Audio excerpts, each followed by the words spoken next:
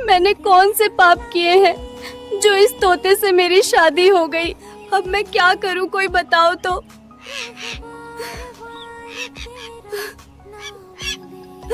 क्या हुआ जब एक लड़की की शादी तोते से हो गई? जी हाँ, आपने सही सुना। एक खूबसूरत लड़की की शादी एक तोते से हो गई और उसके बाद उस तोते ने लड़की के साथ जो किया उसे देखकर सब हैरान रह गए। आखिर ऐसा क्यों हुआ कि लड़की को एक तोते से शादी करनी पड़ी? आइए जानते हैं। बहुत समय पहले की बात है। चारों ओर हरियाली से भरा एक छोटा सा गांव था जहां लोग सादगी से जीवन बिताते थे। उसी गांव में कृपाल नाम का एक व्यक्ति अपनी पत्नी शारदा और बेटी नीलम के साथ रहता था। कृपाल अपने पूरे गांव में अपनी सच्चाई, ईमानदारी और भले स्वभाव के लिए जाना जाता था। वह इतना सीधा साधा इंसान था कि अगर कोई उससे मदद मांग ले तो वह बिना किसी स्वार्थ के, बिना कुछ सोचे समझे उसकी सहायता करने को तैयार हो जाता। चाहे खेतों का काम हो, किसी गरीब का दुख हो या किसी पड़ोसी की परेशानी, कृपाल हमेशा सबसे आगे खड़ा दिखाई देता था। उसकी पत्नी शारदा स्वभाव से बहुत शांत और सहनशील थी, लेकिन उसका स्वास्थ्य अक्सर ठीक नहीं रहता था। आए दिन वह किसी न किसी बीमारी से घिरी रहती। उनकी बेटी नीलम गांव की सबसे सुंदर और संस्कारी लड़की मानी जाती थी। उसकी आंखों में एक अलग सी मासूमियत थी, चेहरे पर सादगी की चमक और व्यवहार में गजब की विनम्रता। वह अपने माता पिता की हर बात मानती थी और पूरे मन से उनकी सेवा करती थी। कृपाल रोज सुबह सूरज निकलने से पहले उठ जाता। हल्की सी चाय पीकर वह अपने खेतों की ओर निकल जाता, जहां दिन भर कड़ी मेहनत करता। इधर नीलम घर का सारा काम संभालती, चूल्हा चौका, साफ सफाई, पानी भरना, पशुओं की देखभाल, सब कुछ वही करती। साथ ही वह अपनी मां शारदा का भी पूरा ध्यान रखती। जब शारदा की तबीयत ज्यादा खराब हो जाती तो नीलम उनके पास बैठकर उनके लिए दवाइयां लाती, उनका माथा सहलाती और उन्हें ढांढस बंधाती। एक दिन अचानक शारदा की तबीयत बहुत ज्यादा बिगड़ गई। उस दिन सुबह से ही वह कुछ अजीब सी लग रही थी। उनकी सांसें भारी थीं और चेहरा पीला पड़ गया था। नीलम मां के पास बैठी थी। तभी शारदा ने कराहते हुए आंखें खोली। नीलम घबरा गई और जोर से बोली, मां, मां, आपको क्या हुआ? आप ठीक तो है ना? उसकी आवाज में डर साफ झलक रहा था। शारदा ने बड़ी मुश्किल से नीलम को अपने पास बुलाया। उनकी आवाज कमजोर थी, लेकिन शब्दों में गहरी चिंता छुपी हुई थी। उन्होंने कहा, बेटी, अब मेरा कोई भरोसा नहीं है। पता नहीं मैं कब तक जिंदा रहूंगी। तू अपने और अपने पिता का ध्यान रखना। यह सुनते ही नीलम की आंखों से आंसू बहने लगे। वह रोते हुए बोली, मां, आप ऐसा मत बोलो। आपको कुछ नहीं होगा। मैं हूं ना आपके पास। नीलम को मां की हालत देखकर बहुत डर लग रहा था। वह तुरंत खेतों की ओर भागी, जहां उसके पिता काम कर रहे थे। हांफती हुई वह कृपाल के पास पहुंची और सारी बात बताई। कृपाल सब कुछ छोड़कर तुरंत घर की ओर दौड़ा, लेकिन जब वह और नीलम घर पहुंचे तब तक बहुत देर हो चुकी थी। शारदा इस दुनिया को छोड़ चुकी थी। नीलम यह देखकर जोर जोर से रोने लगी। वह मां के शरीर से लिपटकर बिलखती हुई बोली, नहीं मां, आप हमें छोड़कर नहीं जा सकती। मेरे बिना आप कैसे चली गईं? उस दिन कृपाल भी फूट फूट कर रोया। उसका जीवन साथी, जिसने हर सुख दुख में उसका साथ दिया था, उसे अकेला छोड़कर चली गई थी। घर में सन्नाटा छा गया। वह घर जो कभी शारदा की मौजूदगी से भरा रहता था, अब सूना सूना लगने लगा। धीरे धीरे समय बीतने लगा, लेकिन कृपाल के दिल का खालीपन कम नहीं हुआ। वह रोज की तरह खेतों में जाता, मेहनत करता, पर उसका मन किसी भी काम में नहीं लगता। उसे हर पल शारदा की याद सताती। उसे लगता जैसे वह अभी भी घर के किसी कोने में बैठी है, तो कभी उसकी आवाज कानों में गूंजने लगती। नीलम अपने पिता की हालत देखकर बहुत दुखी होती। वह खुद भी मां को याद करके रोती, लेकिन पिता के सामने अपने आंसू छिपाने की कोशिश करती। एक शाम जब कृपाल थका हारा घर लौटा तो उसका चेहरा बहुत उदास था। नीलम यह देखकर अपने आंसू नहीं रोक पाई। वह पिता के पास आई और बोली, पापा, आप इतना काम मत किया करो। अपनी सेहत का भी ध्यान रखा कीजिए। कृपाल ने नीलम को अपने पास बिठाया और भारी मन से कहा, बेटी, अगर मैं काम नहीं करूंगा तो घर कैसे चलेगा? तुम्हारा विवाह कैसे होगा? यह सुनकर नीलम रो पड़ी। वह बोली, पापा, मैं शादी नहीं करूंगी। मैं आपको छोड़कर कहीं नहीं जाऊंगी। कृपाल ने उदासी भरे स्वर में कहा, बेटी, हर लड़की को एक दिन अपना घर छोड़ना ही पड़ता है। कुछ दिन इसी तरह बीतते गए। फिर एक दिन शाम को कृपाल घर जल्दी लौटा। उस दिन उसके चेहरे पर कई दिनों बाद मुस्कान थी। नीलम ने जब अपने पिता को इतना खुश देखा तो उसे भी अच्छा लगा। उसने उत्सुकता से पूछा, पिताजी, आज आप इतने खुश क्यों हैं? कृपाल ने मुस्कुराते हुए कहा, बेटी, खुश होने की बात है। मैंने तुम्हारा विवाह पास के गांव के जमींदार राजेंद्र के बेटे रणवीर से तय कर दिया है। ये सुनते ही नीलम का दिल बैठ सा गया। उसने धीमी आवाज में कहा, पिताजी, मैंने आपसे कहा था कि मैं शादी नहीं करना चाहती। लेकिन अपने पिता के चेहरे पर खुशी देखकर वह चुप हो गई। मां के जाने के बाद उसने अपने पिता को कभी इतना खुश नहीं देखा था और वह उनकी खुशी छीनना नहीं चाहती थी। दिन बीतते गए, विवाह की तैयारियां शुरू हो गईं। धीरे धीरे शादी का दिन भी आ गया। उस दिन नीलम दुल्हन की तरह सजी धजी अपने घर में बैठी थी। लाल जोड़े में वह बेहद सुंदर लग रही थी, लेकिन उसकी आंखों में आंसू थे। बारात आने वाली थी। तभी उसके पिता उसके पास आए और बोले, बेटी, अब तुम्हारी शादी होने वाली है। अपने नए परिवार में खुश रहना। अपने पति को कभी अकेला मत छोड़ना। चाहे जो हो जाए, हमेशा उसका साथ देना। इतने में बारात दरवाजे पर आ पहुंची। ढोल नगाड़ों की आवाज गूंजने लगी। शादी की रस्में शुरू हुई। 7 फेरे पूरे हुए। जैसे ही विवाह संपन्न हुआ और नीलम ने रणवीर के गले में वरमाला डाली, उसी पल कुछ ऐसा हुआ जिसे देखकर सभी के होश उड़ गए। रणवीर अचानक एक तोते के रूप में बदल गया। चारों तरफ अफरा तफरी मच गई। बाराती, गांव वाले सब हैरान थे। कोई कुछ समझ नहीं पा रहा था। कोई कहने लगा लड़की का भाग्य खराब है, तो कोई कहने लगा लड़के पर कोई साया है। कृपाल यह सब देखकर सन्न रह गया। उसने कभी सपने में भी ऐसा नहीं सोचा था। उसने भारी दिल से नीलम से कहा, बेटी, अब यही तुम्हारा पति है। अब तुम्हें इसी के साथ रहना होगा। नीलम ने अपने पिता की बात मान ली।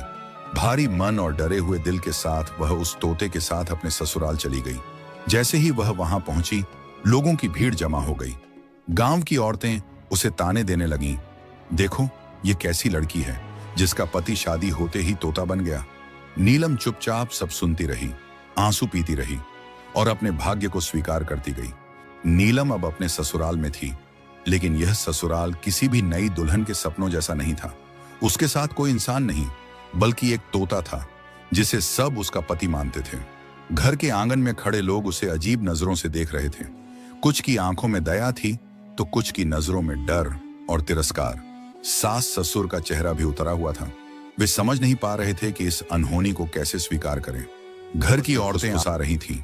कोई कहता, यह लड़की जरूर अभिशप्त है, तो कोई बोलता, ऐसी बहू से घर पर कोई विपत्ति ना आ जाए। नीलम का दिल हर शब्द के साथ और टूटता जा रहा था, लेकिन उसने किसी को जवाब नहीं दिया। उसने अपने सिर पर पल्लू ठीक किया और चुपचाप घर के अंदर चली गई। उस रात नीलम को एक छोटे से कमरे में ठहरा दिया गया। कमरे में उसके पास उसका वही पति तोता चुपचाप बैठा था। नीलम ने पहली बार ध्यान से उसे देखा। हरे पंख, चमकती आंखें, लेकिन उन आंखों में एक अजीब सी उदासी थी, जैसे वे कुछ कहना चाहते हों पर कह ना पा रहे हों। नीलम का दिल भर आया।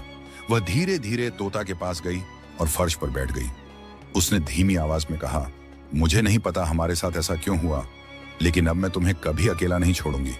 तोता उसे बस देखता रहा। उसकी आंखों से मानो नमी छलक आई हो। नीलम ने उसे दाना पानी दिया और मन ही मन भगवान से प्रार्थना करने लगी कि उसे इस अजीब रिश्ते को निभाने की शक्ति दे। अगले दिन से नीलम ने घर की जिम्मेदारियां संभाल ली। वह सुबह जल्दी उठती, झाड़ू पोछा करती, खाना बनाती और पूरे घर का काम करती। कोई उससे सीधे बात नहीं करता था। जब वह रसोई में जाती तो औरतें चुप हो जाती। कई बार उसे सुनाई देता कि उसकी पीठ पीछे बातें हो रही हैं, फिर भी उसने शिकायत नहीं की। उसे बचपन से ही सिखाया गया था कि हालात चाहे जैसे भी हों, अपना कर्तव्य निभाना सबसे जरूरी है। दिन भर काम करते हुए भी उसके मन में एक ही सवाल घूमता रहता, आखिर उसके पति के साथ ऐसा क्यों हुआ? उसने तो कभी किसी का बुरा नहीं किया, फिर यह सज्जा उसे क्यों मिली? रात को जब सब सो जाते तो वह अपने कमरे में जाकर तोते से बातें करती। वह उसे अपने दिन भर की बातें बताती, अपने डर, अपनी उम्मीदें, सब कुछ।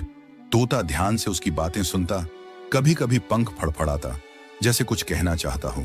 समय धीरे धीरे बीतता गया। लोग नीलम की मेहनत और उसके धैर्य को देखने लगे। जो पहले उसे ताने देते थे, अब चुप रहने लगे। घर के बुजुर्ग भी समझने लगे कि यह लड़की किसी तरह से दोषी नहीं है। फिर भी उसका जीवन आसान नहीं था। हर त्योहार, हर शुभ अवसर पर उसे अपने अधूरेपन का एहसास होता। 5 साल बीत गए। इन 5 वर्षों में नीलम ने कभी अपने भाग्य को कोसा नहीं। उसने अपने पति को पूरे मन से स्वीकार किया और उसी रूप में उसकी सेवा की। लेकिन उसके मन की जिज्ञासा अब भी शांत नहीं हुई थी। वह जानना चाहती थी कि इस श्राप की जड़ क्या है। एक दिन की बात है, दोपहर का समय था। नीलम आंगन में झाड़ू लगा रही थी। तभी दरवाजे पर किसी के आने की आवाज हुई। बाहर एक सिद्ध पुरुष, एक महात्मा खड़े थे। उनके चेहरे पर तेज था और आंखों में गहरी शांति। उन्होंने धीमी आवाज में कहा, बेटी, मुझे भूख लगी है, क्या तुम मुझे कुछ भोजन करा सकती हो? नीलम ने तुरंत झाड़ू एक तरफ रखी और आदर से हाथ जोड़कर बोली, महाराज, आप अंदर आइए। उसने उन्हें आसन दिया और सादे लेकिन प्रेम से भरे भोजन की थाली उनके सामने रख दी। महात्मा ने ध्यान से भोजन किया। भोजन के बाद उन्होंने नीलम की ओर देखा और पूछा, बेटी, तुम्हारे पति कहाँ हैं? कहीं दिखाई नहीं दे रहे।